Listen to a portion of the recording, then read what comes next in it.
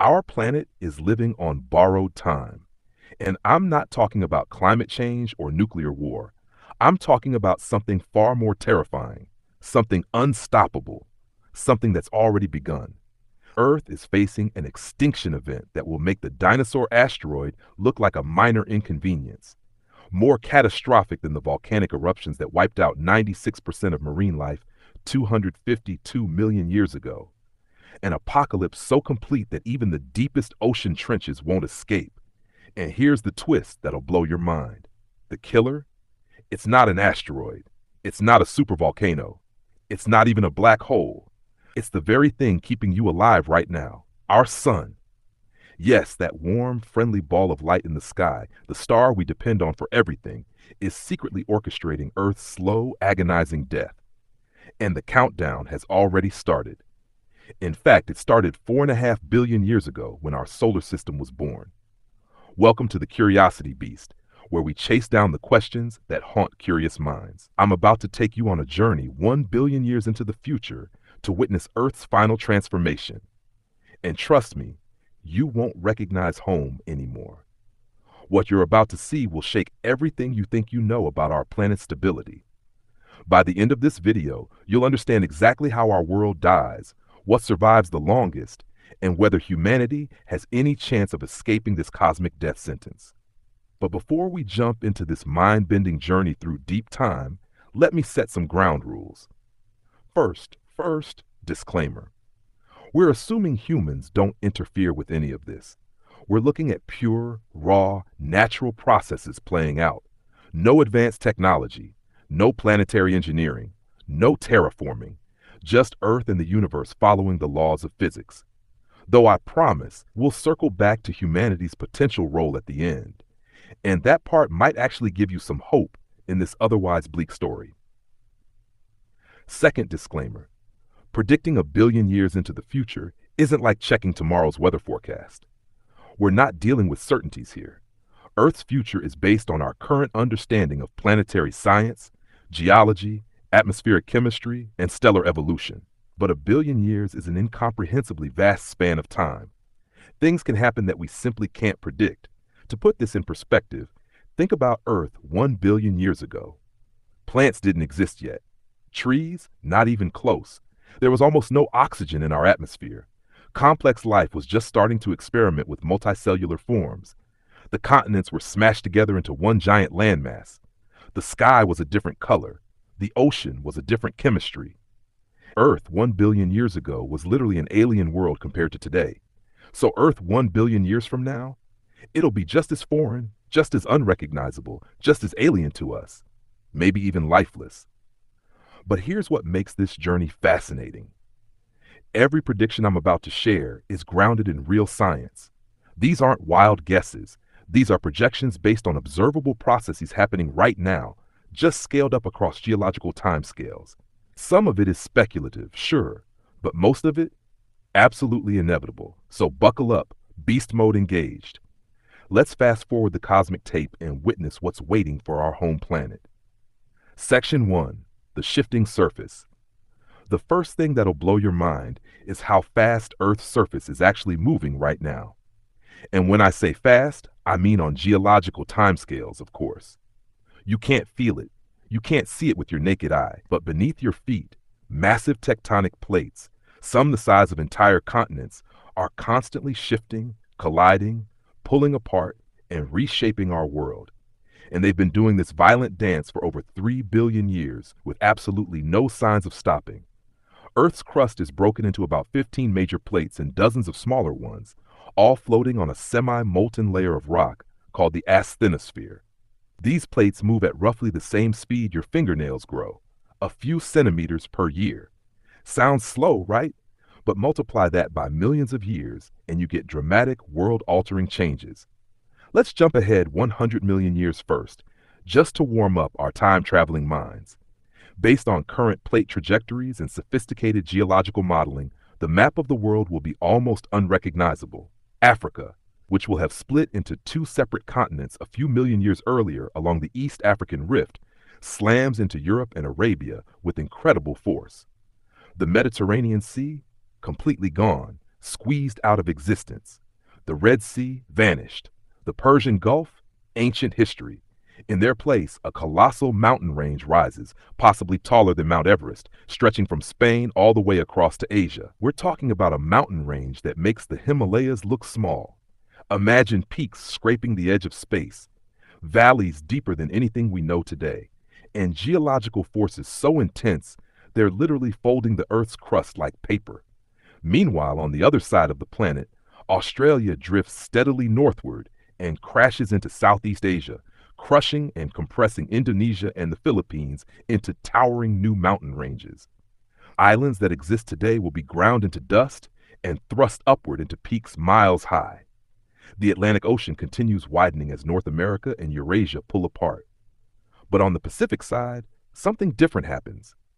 Southern California and Baja California break away from the rest of North America and slide thousands of kilometers northward to join Alaska, forming a massive new mountain range along the western coast. And those iconic Rocky Mountains we know today? Time and erosion will wear them down into gentle, rolling lowlands. Earth's surface is like putty in the hands of tectonic forces, constantly molding, constantly reshaping, constantly destroying and creating. Now let's go even further into deep time, 250 million years into the future. All of Earth's continents, driven by the relentless conveyor belt of plate tectonics, merge together again into a new supercontinent. Scientists call it Pangaea Proxima, the next Pangaea. It's happened before, it'll happen again. Supercontinents form and break apart in cycles lasting hundreds of millions of years. In this future configuration, the Atlantic and Indian Oceans close up completely, crushed out of existence by converging landmasses. The Americas wrap around and fuse with Eurasia and Africa in a massive continental collision. South America curls around the southern tip of Africa and Antarctica, creating a vast inland sea trapped in the heart of this mega continent. Sounds fascinating, right? A whole new world to explore. But here's where the dream becomes a nightmare. This continental reshuffling completely disrupts Earth's global ocean current system. Today, ocean currents act like a planetary circulatory system, moving heat, nutrients, and oxygen around the globe. They're essential for regulating climate and supporting marine life. But when Pangaea Proxima forms, these currents break down. Without proper circulation, the deep ocean loses its oxygen. Any water deeper than a few hundred meters becomes a dead zone, completely unable to support most life. We're talking about an ocean that looks alive on the surface, but is essentially a toxic, stagnant graveyard below. Mass extinction event? Absolutely. And it won't be quick. The land isn't any better. The interior of this supercontinent, thousands of kilometers from any coast, becomes a scorching, hyper-arid desert. Temperatures regularly hit 55 degrees Celsius or higher. There's almost no rainfall because moisture from the oceans can't penetrate that far inland. It's basically Mars with an atmosphere. The only habitable zones for large mammals are narrow coastal strips and regions near the poles. Everywhere else, a barren, hostile wasteland where almost nothing can survive. Now here's a controversial question I want you to think about. If you could live anywhere on Pangaea Proxima, where would you choose? The scorching desert interior where temperatures could cook you alive, or the freezing polar regions where you'd be isolated from everything? Or maybe you take your chances on the thin coastal strips where life clings on by a thread. Drop your answer in the comments. And be honest, because I'm genuinely curious what survival strategy you'd pick. Would you go for extreme heat or extreme cold? The sun's slow betrayal. Okay, so shifting continents and reforming supercontinents are dramatic. Extinction-level events are terrifying. But all of that, it's nothing, absolutely nothing, compared to what's happening 93 million miles away. Our sun is changing, and not in a good way. You've probably heard that carbon dioxide levels affect Earth's climate. Rising CO2 means rising temperatures, melting ice, all the stuff we talk about today. But what you might not know is that Earth has a built-in planetary thermostat, a natural feedback loop that's been regulating carbon dioxide levels for hundreds of millions of years without any human help. It's called the carbonate-silicate cycle, and understanding it is crucial to understanding Earth's future. Here's how this planetary life support system works. Volcanoes erupt and release carbon dioxide into the atmosphere. That CO2 mixes with water vapor in the air to form carbonic acid, making rain slightly acidic.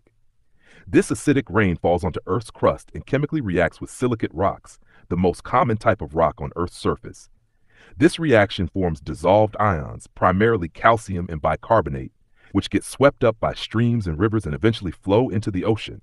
In the ocean, marine organisms, everything from tiny plankton to massive coral reefs, use these ions to build their shells and skeletons out of calcium carbonate, basically limestone. When these organisms die, their shells sink to the ocean floor and over millions of years get buried and compressed, forming massive carbonate rock layers. Eventually, the oceanic crust carrying these carbonate rocks gets subducted back into Earth's mantle at tectonic plate boundaries. Deep underground, under intense heat and pressure, the carbon dioxide gets released again and returns to the atmosphere through volcanic eruptions, and the cycle starts over. It's a beautiful, elegant system that's kept Earth's temperature relatively stable for billions of years. When there's too much carbon dioxide, chemical weathering speeds up and pulls it out of the atmosphere. When there's too little, volcanic activity replenishes it. It's the reason Earth didn't become a frozen snowball or a runaway greenhouse like Venus. But in 500 million years, something catastrophic happens to this delicate balance. The sun interferes. Here's what most people don't realize about stars. They're not static. They change over time, slowly but inevitably. Our sun is what astronomers call a main sequence star, which means it's in the stable middle phase of its life, steadily fusing hydrogen and helium in its core through nuclear fusion. But here's the thing. Helium is heavier than hydrogen, so over millions and billions of years, the sun's core is gradually becoming denser and more compact. As the core contracts under its own weight, the outer layers of the sun move closer to the center as well. This releases gravitational potential energy as heat and light, which increases the pressure and temperature of the core. Higher pressure and temperature mean the nuclear fusion reactions speed up. More fusion means more energy output. The result? The sun slowly but steadily increases its brightness as it ages. Right now, today, the sun is getting about 1% brighter every 100 million years. That might not sound like much, but it adds up fast on geological timescales. 500 million years from now, the sun will be about 5% brighter than it is today. And that extra 5%? It's enough to break everything. The increased solar energy warms Earth, which speeds up chemical reaction rates, which accelerates the carbonate silicate cycle.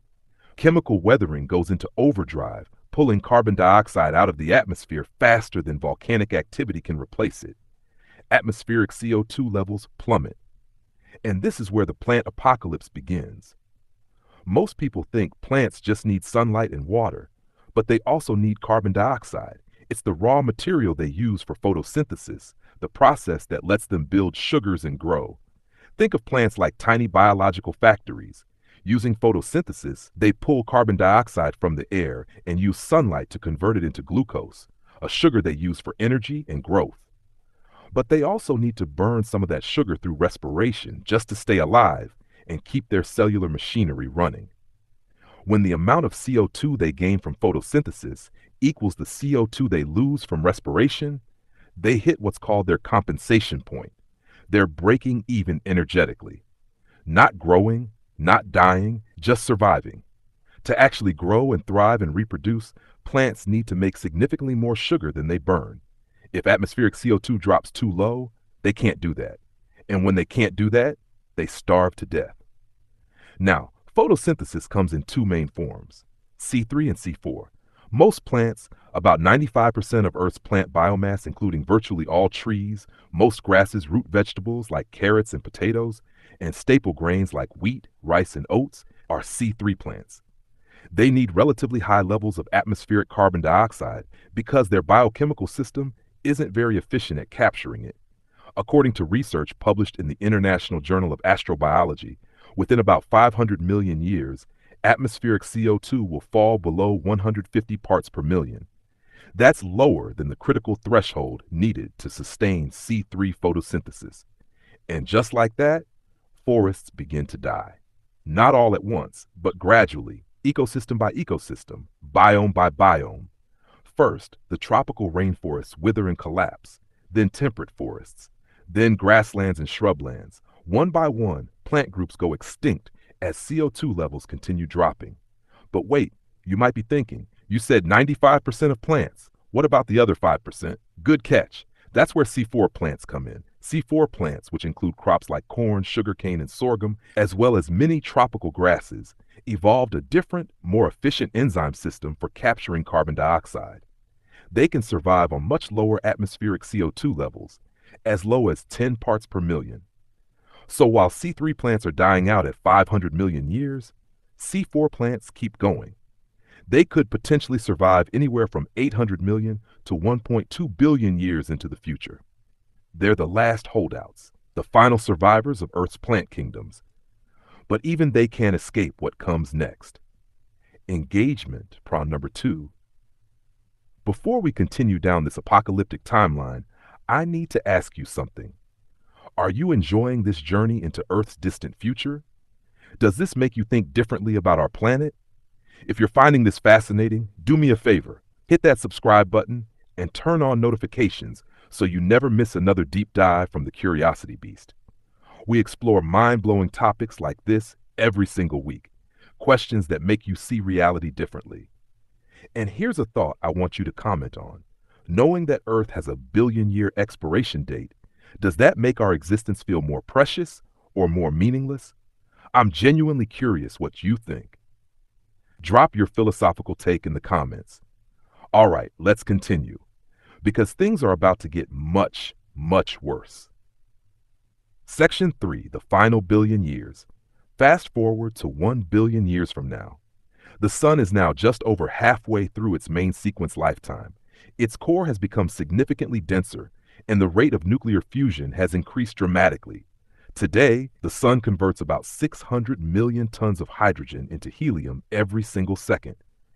In the process, it converts roughly 4 million tons of matter directly into energy through Einstein's famous equation, E equals mc squared. But a billion years from now, that rate has increased. More fusion means more energy output, which means more luminosity. The sun is now 10% brighter than it is today. 10% might not sound catastrophic, but on a planetary scale, it's absolutely devastating. Models vary depending on assumptions about atmospheric composition and cloud cover. But many scientists believe Earth's surface temperature could skyrocket to an average of 50 degrees Celsius or more. That's more than triple the 20th century average. In the hottest regions, daytime temperatures could exceed 70 degrees Celsius. This transforms Earth into a nearly uninhabitable hellscape. The oceans, which have been Earth's climate stabilizer for billions of years, start evaporating faster than rainfall can replace them. Coastal regions dry up. Continental interiors become vast, lifeless deserts where surface temperatures are hot enough to denature proteins and break down organic molecules. Without plants performing photosynthesis, atmospheric oxygen levels plummet to about 1% of what they are today. Now, you might think low oxygen would be the main killer for complex life, but the truth is most animals would starve to death long before suffocation becomes an issue. Think about it. With no plants, herbivores have nothing to eat. They die out first. Then carnivores with no prey animals to hunt follow shortly after. The entire food chain collapses from the bottom up. The only life that persists? Microbes. Specifically, extremophile microorganisms that have evolved to survive in the most hostile environments imaginable. But even microbes need water, and Earth's water is disappearing. By this point, about 27% of Earth's modern ocean volume has already been subducted into the mantle through tectonic processes. The rest won't stay on the surface much longer. As the sun grows hotter and hotter, the remaining oceans evaporate, turning the lower atmosphere into a thick, steamy sauna. Water vapor fills the air, creating an intense greenhouse effect that traps even more heat. For a while, the water cycle persists. Rain still falls, rivers still flow, at least in some regions. Things remain somewhat stable, though increasingly inhospitable. But as more water vapor accumulates in the atmosphere, it creates an ever thicker insulating blanket around the planet. Temperatures continue rising, which causes more evaporation, which causes more greenhouse warming, which causes more evaporation. It's a runaway feedback loop, and once it starts, there's no stopping it. Eventually, Earth experiences what planetary scientists call a runaway greenhouse effect. It's the same process that turned Venus, our sister planet, into the hellish oven world it is today. Modern Venus has surface temperatures around 460 degrees Celsius, with atmospheric pressures 90 times higher than Earth's, equivalent to being 900 meters underwater. Its atmosphere is almost entirely carbon dioxide with clouds of sulfuric acid. Nothing remotely like life as we know it could survive there.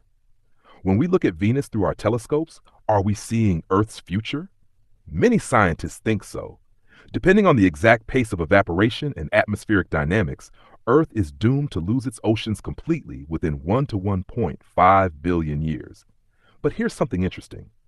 Earth won't be entirely dry, at least not immediately. Deep beneath the crust, locked away in minerals and rock formations, are enormous reserves of water. Some estimates suggest there could be several times the volume of Earth's current oceans trapped underground. Over time, some of that water seeps back to the surface through volcanic activity and other geological processes. But it's not nearly enough to replenish the seas. At best, it creates temporary pools and lakes that quickly evaporate under the relentless solar heat. The last places where surface water persists are the polar regions, the coldest spots on an increasingly hellish planet. But even these polar refuges are doomed. With no rivers feeding them and no living organisms to cycle nutrients, these final polar lakes are nothing more than sterile, lifeless puddles. Just water and minerals waiting to evaporate. And eventually, they do. Earth transforms into a barren desert world, completely dry from pole to pole. Massive dune fields stretch across the equatorial regions, constantly reshaped by fierce winds. The old ocean floors are marked by vast salt flats, similar to places like the Atacama Desert in Chile or the salt flats of Bolivia, but on a scale covering entire hemispheres. Impact craters from asteroids and comets, no longer eroded by water and weather, accumulate on the surface. Shield volcanoes rise over mantle hotspots, slowly leaking carbon dioxide and other gases from Earth's interior. Without liquid water on the surface, something even more fundamental breaks down. The Earth's crust dries out completely. Water acts as a lubricant in the tectonic system. It lowers the melting point of rock and allows the rigid crustal plates to slide over the softer mantle beneath. Without water, friction increases dramatically. Subduction can no longer take place. Tectonic activity grinds to a halt. Earth's plates freeze in whatever position they're in, locked forever. The planet's surface becomes geologically dead. No more earthquakes, no more mountain building, no more continental drift. Earth becomes a static, unchanging ball of rock, slowly accumulating volcanic features and impact scars like the moon or Mars. And in this hellish landscape, where do we find Earth's last living creatures? Hiding. Tucked away in underground ice caves where temperatures are slightly more tolerable, clinging to existence in high elevation mountain ranges where small amounts of water ice might remain in shadowed crevices, maybe even drifting in the upper atmosphere where conditions are cooler and trace amounts of water vapor still exist. These final survivors are extremophile microbes, salt-loving bacteria called halophiles, heat-resistant archaea called thermophiles, organisms capable of enduring brutal heat, intense radiation, and almost complete dehydration. Some scientists speculate these microbes might even survive in the upper atmosphere, floating in cooler layers miles above the scorched surface. It's similar to what some researchers think might be happening on Venus right now, which potentially has a habitable zone 50 to 60 kilometers above its surface, where temperatures and pressures are surprisingly Earth-like. These microbes put up an incredible fight. They adapt. They survive in conditions that would instantly kill any complex organism, but even they have limits. 150 million kilometers away, the sun continues its relentless march toward becoming a red giant. 2.8 billion years from now, it's 28% brighter than today. Surface temperatures on Earth reach around 190 degrees Celsius, even at the poles. And finally, mercifully, the last of the microbes perish. With their death, all signs of life on Earth disappear completely. Controversial statement. Here's something that'll make you think, maybe even make you angry enough to comment.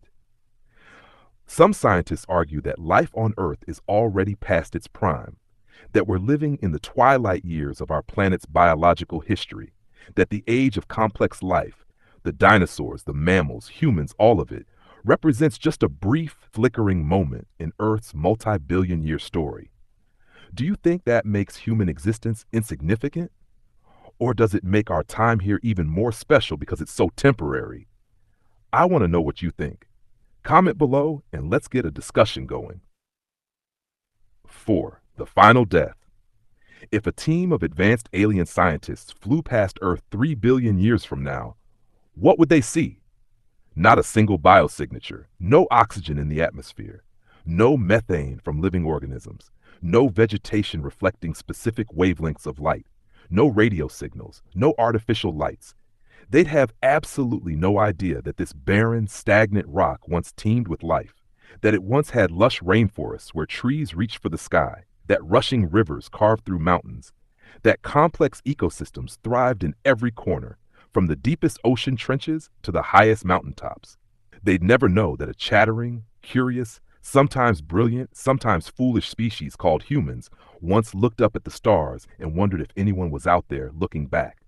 All evidence of Earth's biological history would be erased. But the story doesn't end there. In fact, we're approaching the final act of not just Earth, but our entire solar system. Roughly 6 billion years from now, the sun begins its death throes. As it exhausts the last of its hydrogen fuel in the core, nuclear fusion finally stops. The outward pressure generated by fusion, the force that's been holding the sun up against its own gravity for billions of years, suddenly disappears. With nothing to counter it, the core starts collapsing inward under its own immense gravitational weight. As the core contracts, it heats up dramatically. Eventually, it gets hot enough to ignite hydrogen fusion in a shell around the now dormant core.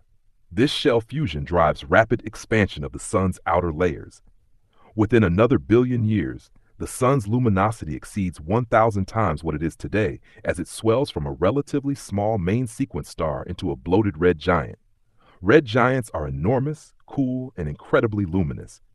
They also shed vast amounts of mass through dense stellar winds, material that, in a beautiful cosmic irony, could one day go on to form new stars, new planets, maybe even new life elsewhere in the galaxy. As the sun loses about half its total mass, its gravitational grip on the outer planets weakens. Jupiter, Saturn, Uranus, and Neptune all drift outward to roughly double their current orbital distances. Earth's orbit also expands initially, pushed outward to about 1.5 astronomical units, roughly where Mars orbits today. And for a brief moment, you might think Earth escapes the worst of it. But tidal forces, the same forces that cause ocean tides here on Earth, eventually pull our planet inward again. At the red giant's peak, roughly 7.6 billion years from now, the sun's radius reaches 1.19 astronomical units. That's 256 times larger than it is today. The sun literally engulfs Mercury, then Venus, then Earth. Our planet, the cradle of life, the home of billions of species across billions of years, is consumed entirely by the star that once gave it life. Until recently, scientists debated whether Earth would actually be swallowed or if our expanding orbit might save us. Some models suggested we'd barely escape, left as a scorched, lifeless ball orbiting just outside the sun's bloated outer layers. But new research using data from NASA's Transiting Exoplanet Survey satellite has found something disturbing. Planets are being destroyed by their stars all over the galaxy, and it happens far more often than we thought. The study identified more than 130 potential planetary systems around red giants. But there was a glaring absence of planets in close orbits. The inner worlds were just gone, presumably swallowed. Lead researcher Dr. Edward Bryant stated, "We expected to see this effect, but we were still surprised by just how efficient these stars seem to be at engulfing their close planets. So Earth's fate is sealed. We will be consumed." And it doesn't stop there. After devouring the inner rocky worlds of the solar system, the sun sheds its outer layers in a series of pulses, creating a spectacular planetary nebula. A glowing shell of gas and dust that will be visible across interstellar space. At the center of that nebula, the sun's core remains, A hot, dense ember called a white dwarf, packed with the mass of a star but compressed to about the size of Earth. Over trillions upon trillions of years, this white dwarf will gradually cool and fade, eventually becoming a black dwarf, a dark, dead cinder drifting through space. And with it, any remaining memory of the solar system it once ruled will fade into cosmic oblivion. Section 5. Hope Humanity's Escape. Now, I know what you're thinking. That was bleak, depressing, utterly hopeless. And if we're talking about Earth itself, yeah, it is. But remember what I said at the beginning? This entire scenario assumes no human intervention. And humans, we have a habit of rewriting nature's rules. We've already done it countless times throughout history. We've tamed fire, split the atom, landed on the moon, sequenced the genome, built machines that think, sent our messages beyond the solar system.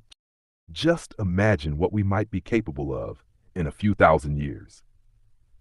A few million years. A few 100 million years. If we survive long enough, and that's admittedly a big if, we could potentially intervene to adapt to or even prevent some of these catastrophic events. We could terraform Mars, making it habitable while Earth becomes uninhabitable. We could build massive space habitats that house billions of people. We could develop technology to reflect some of the sun's energy away from Earth, buying us more time. Hell, we could even move Earth's orbit. I'm not joking. Some scientists have seriously proposed using gravitational interactions with asteroids to gradually nudge Earth into a wider, cooler orbit over millions of years. It sounds like science fiction, but the physics checks out. Or we could leave entirely, become an interstellar species spreading across the galaxy, carrying Earth's biological legacy with us to new worlds orbiting distant stars. The Earth story may end, but humanity's story, that doesn't have to. And even if it does, even if we don't make it, that's okay too. Because we are made of stardust. The carbon in our bodies, the iron in our blood, the calcium in our bones, all of it was forged in the nuclear furnaces of ancient stars that exploded billions of years ago. We came from the stars, and maybe in the end, it's only fitting that we return to them. And prong number 4. So here's my final question for you, and I really want to hear your thoughts on this. Given everything you've learned today, do you think humanity will still exist a billion years from now? Will we have evolved into something unrecognizable? Will we have spread across the galaxy? Or will we have gone extinct long before Earth's final days? And more importantly, does knowing Earth's ultimate fate change how you think about our responsibility to the planet right now? Drop your thoughts in the comments. I read every single one, and I love getting into these deep philosophical discussions with you all. If you made it this far, you're officially part of the Curiosity Beast Pack. This is exactly the kind of mind-expanding content we create every week. So if you haven't already, smash that subscribe button and hit the notification bell so you never miss another journey into the unknown. And check out these other videos where we explore more impossible places, mind-blowing science, and questions that'll keep you up at night. The universe is vast. Our time is limited, but our curiosity, that's infinite. Stay curious, beasts. I'll see you in the next one.